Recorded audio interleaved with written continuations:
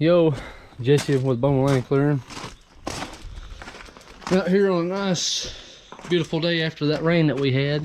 Nice and mushy yard. So, well, I mean, I could be doing some work, but I got to get ready for the machine to be fixed. Hopefully, he's supposed to come out here in a few hours. It's already almost 1, so I don't know. It's looking a little scary, but either way, I can still use the machine. But I'm out taking these old knives off, which I could still get some use out of them. I think it's supposed to be kind of like in that right there is the max. So I had the Harbor Freight. When you start hammering with these things, it kills the battery pretty quick. I mean, this thing's still holding up pretty good. It gets real hot though. Then this thing's hot too. I broke my hammer. It went flying a while ago, so it completely came off. So I had to get my other one out. So I had to return that one. So I had to get the old manual labor here. So this thing right here is at least 5-6 pounds. I'm gonna go ahead and break these loose and get the new ones on. And I got the battery charging now. Then I'm gonna get the machine greased, and I'm fixing to order parts for the ASV. I got charged, or I got quoted $8,200 just for rollers, tracks, and some of the assemblies and stuff in there, and then 2 of the wheel bearings that goes in there.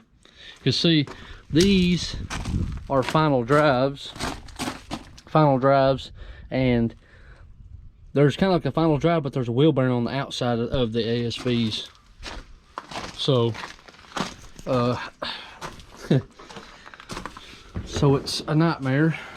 So I'm trying to get enough work lined up to where I can pay for the parts without having to eat everything I got completely up. So I'm gonna try to do a job tomorrow. Got all these rusty with the box kind of stuck to it, so they'll be knocked off shortly after hitting that stuff. But let's see, we're gonna go ahead and put these on, waiting for that battery for the Harbor Freight Earthquake to charge up. So we're gonna just put them on, and what I do is throw these on there, run them up a little bit to where they're, so that way when they go down through there, through the sequence, then if it moves, then I know I didn't touch it. So it's just enough where I can feel it move a little bit. So I'll show you shortly. Go ahead and get this. I just got off the phone with Cat. He'll be here in probably about 2 hours. So, or hour and a half, 2 hours. But we're gonna get this, and then I've got some stuff in my truck I forgot to grab. But I'm going to install my own. It's kind of like a loopy thing. I'm gonna try to get some chain, so that way, because I've had this thing on the last job that we done for mulching for the pasture. So this is what happens. I follow several pages for mulching and Mulcher Mafia and all that. So this sits right here. You can tell where it sits, because that's, I mean, it comes right in here. I mean, that's the reason why it's like that. So when you go up to a tree, them jack wagons, they try so hard and very fast to hurry up and get the job done. It don't matter. If you don't take care of your stuff and be easy with it, it's just gonna tear it up. That's the reason why jack wagons are always, oh, do y'all run into this problem, that problem? And most of it is, you can tell if it's operator. So been doing it long enough to know. So this thing will hang out a little bit like this right here, and I wish I can record inside when it does, but I don't want to chance my luck. So when you're going up to a tree, and this will hang out a little bit, and then a tree will push this down, which you can see it. I mean, it'll grab it and it'll rip all these out. I've seen it several times. But you got to be easy with it. You can't just be a jackwagon. I just noticed a little crack right there. Look at that. I mean, this thing's probably got 3,000 or 4,000 hours on it, so it's been a good one. So I'd like to install a kit right here. Get this little hook, and I got little hooks, and I might get some chains to make a little a band around it. And I like to keep this slid up because I guess it cut itself from rubbing right here. It's rubbed down pretty good bit. You can see it's pretty bad, but anyway, this thing's a whistling diesel right here. So I'm gonna go ahead and keep going. I think one of these things are loose. I'm not really sure. One of these right here are loose, because I heard it, like, you can see it moving, and it was just making like a rubbing sound. So I'm gonna go ahead and get this and let the battery charge up. By the time I get this all done and get this cleaned up, then I should be able to get it in there and bolt it down. So I broke this a while ago. It come flying off over there. So I'm gonna take a day, because see, these are still good. They're not curled up too bad. I can get more out of it. So if there's a job, god dang, if there's a job that I can use that with, like rocks and stuff like that, or just junk, or just stuff I have to worry about, I can throw these on there, which I'll probably have 2 or 3 sets. So we should be good. Let's go ahead and get this. All right, so I finally got all of them on there, so that way they're a little loose, and then I can put them on with the impact, and then they should be good with that 3/4, because it's a lot more beans than the 1/2-inch Milwaukee I got. So we'll go ahead and get that going, and I'm gonna clean the windshield and do a few odd and end stuff. I'm gonna fix this, and then there's always stuff to fix on these machines when you're using them. Yeah, see, that's what I was talking about. So one of these or both of them are loose. I'm gonna tighten them up. All right, so I got this. I think this might work. I'm not really sure. These came off the glad hands off a semi truck, and then I bought these little things right here. I can't remember the names on these things, but these was like $1 or something. So these are kind of overkill, but they're well worth it for it. And then I cut a chain off of wherever it's at. So I was thinking about putting a chain up here, so that way it'll, you know, but I like this because it ain't going to give sticks and stuff right here will grab and pull on it. So, you know, it's just enough. I was trying to get it a little higher, but it's a lot more, because I'll guarantee you at the bottom of those, see if I can't. This is one thing I hate about this, because I can't tell you how many times I've hit my head on that thing. So I got everything hooked up. So right there, I don't know if you can see it or not, but those are rubbed pretty good bit, so it's showing wires, but I ain't never had any problems. I've done replaced 1 or 2 of them. I was going to buy the sleeves, but they're like $15, $20 a piece, which I haven't been back to that industrial place. So cat should be getting pretty close. I did have this one, but it's way, I mean, that thing's longer than my leg. So this one is a lot better, so that way it gives more tension to it, keeps it off. I'd like to have it like that right there, be clean off of it, but this is good enough.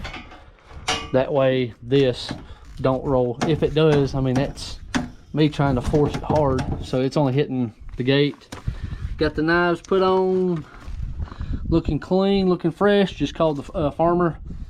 What we're going to do is clean a field that had Bradford pears. They come in with a brush cutter, mulcher, brush cutting mulcher, and it still leaves stobs, and it left the Bradford pears that tall. He said he's got a so-and-so tractor, I'm not sure.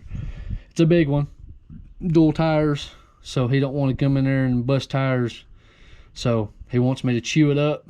So that's what I'm gonna do. Get the new knives on, Then we'll start these. And we shouldn't be hitting any rock at all, so it's in a field that's been planted several times, so we should be good. Got this. I've been wanting to do this. I've had all this stuff. I just ain't never wanted to do it because we ain't had good weather like this. It's 70 something degrees, and literally yesterday it was raining and it was chilly. So got this, should be rolling, and then tomorrow we'll be starting a job to get it going, get a little cash flowing in finally. And I'm gonna set these up. I've got a not even sure where it's at. I've got a vise, a blue vise, that I was eventually going to mount to one of my trucks, but I'm thinking about buying me a single axle. If I can stay under 26,000, which I got Class B's, but I'm trying to stay under 26,000. I think that's for Class B's. I'm not really sure, but trying to be non-CDL setup. So that's what I'm going to try to do my best to get a setup instead of these pickup trucks. Like the 450, which I can work on the semis, I can order parts and stuff like that, it's no problem. But working on these, you have to pull the cabs and stuff. Those I can literally pop the hood open and have a nice setup, because I worked on them for a long time. I can do air brakes. I do have air brakes, so I got my Class B's. I had passenger and school bus endorsements, which I let the endorsements go because I don't think I'll ever be driving a school bus. I'm gonna have Cat fix this. This is my lift linkage, so every time I get in, well, there's the other side of it. It keeps throwing the lift linkage, which he told me is like a $900 sensor or something like that, or I don't know, whatever it was. It wasn't really worth it, but it's just nerve-wracking because every time you get in, you got to click that button for the next, so that way you can see your gauges.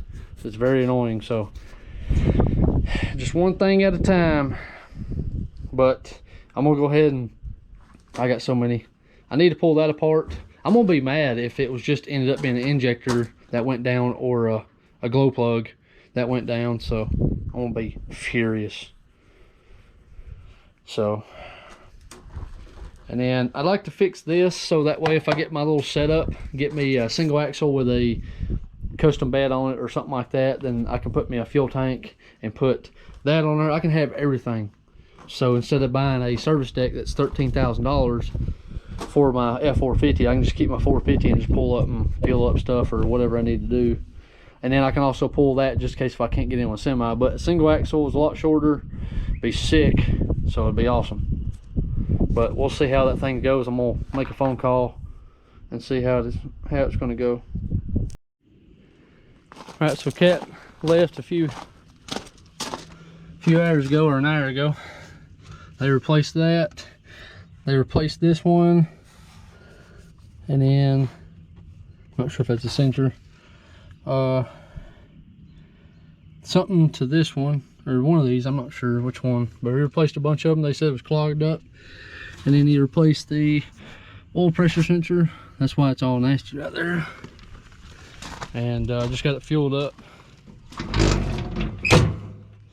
So, and got new belts on, so they was bad. So I'm gonna go ahead and load this up on the trailer. Let's get at it. Good morning. So we're at the location out here in a field. I had to lock her in 4-wheel drive to get out here. It's pretty muddy, but I don't know if you can see these little dead spots right in here. I mean, you can't really see. It's all, I mean, it's big patches out through there, especially that one right there. You can see the edges. They came in with a brush cutter, and they still have the Bradford pears. These are probably like inch and a half solid Bradford pear thorns. And he told me, he's like, Jesse, this one's gonna be rough. And I was like, not really.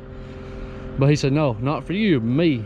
Because he said he's patched several of those Bradford pears thorn thickets in this field. So he let it, or it's gotten grown up, and then so he's leasing or something like that. But there's a bunch of trees out there. I told him I can rip it up and mulch it, but he's like, I need to doze it.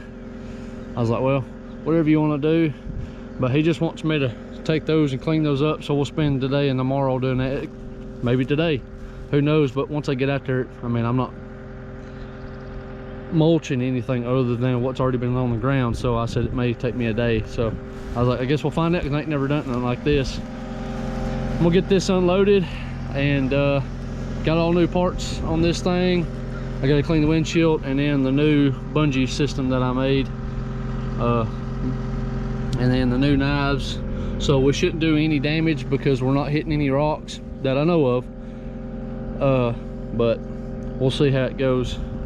All right,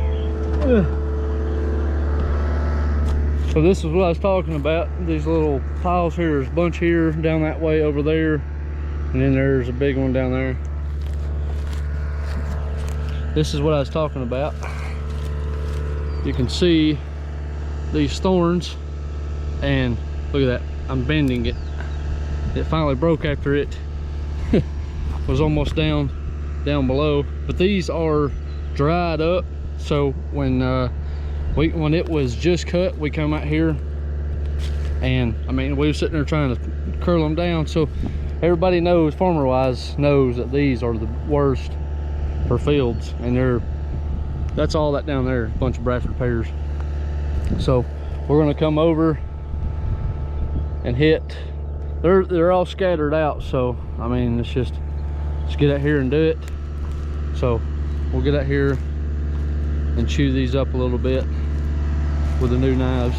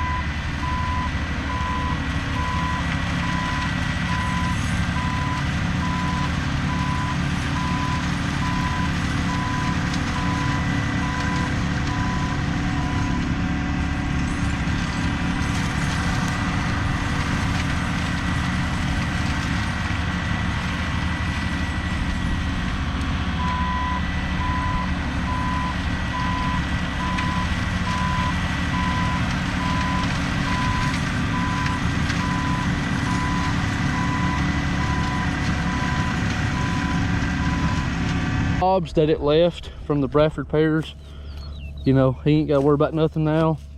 I went over it, skimming it, going in, and then eating the ground pretty good bit. So, you know, that versus that right there. So he'll be very happy. There's a bunch of briars in here, but this is hard ground because this has been I guess cropland, so this is pretty hard. I mean, it's not really wet or damp or nothing like that. It's pretty solid. So I got all that down there, and then that down there, and then there's some small patches over there you can see where they're at. So we're going to get at it, and it may be just today, so that way we can get something else done. So, and then I'm trying to keep it at a certain length, so because when I back drag, stuff hangs to it. So on the thing, and then I've got some down there just kind of patchy through there. So we'll just have to cut it off and then walk it. So let's get at it.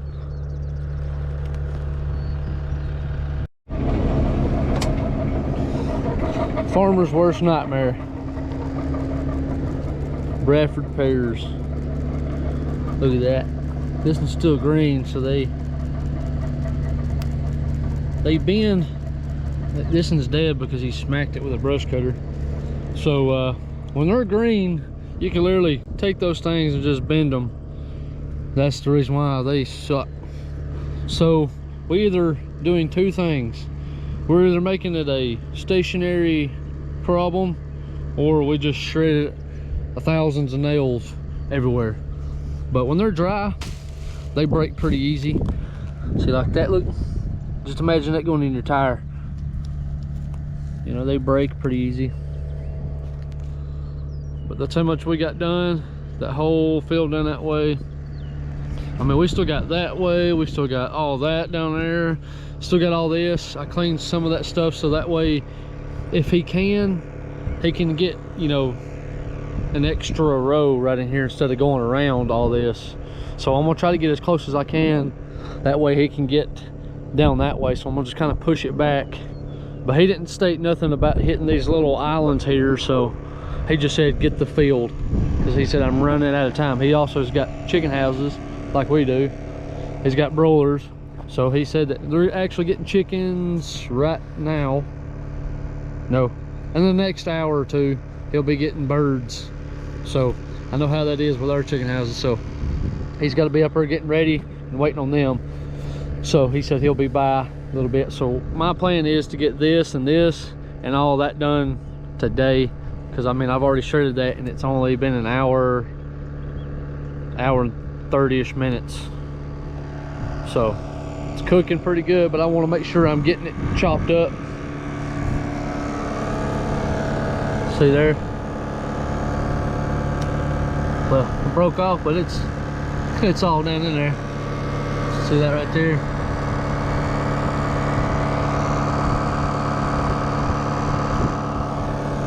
That's how far that thing was in there. That's enough to bust your tire. So I'm trying to chew it up best I can.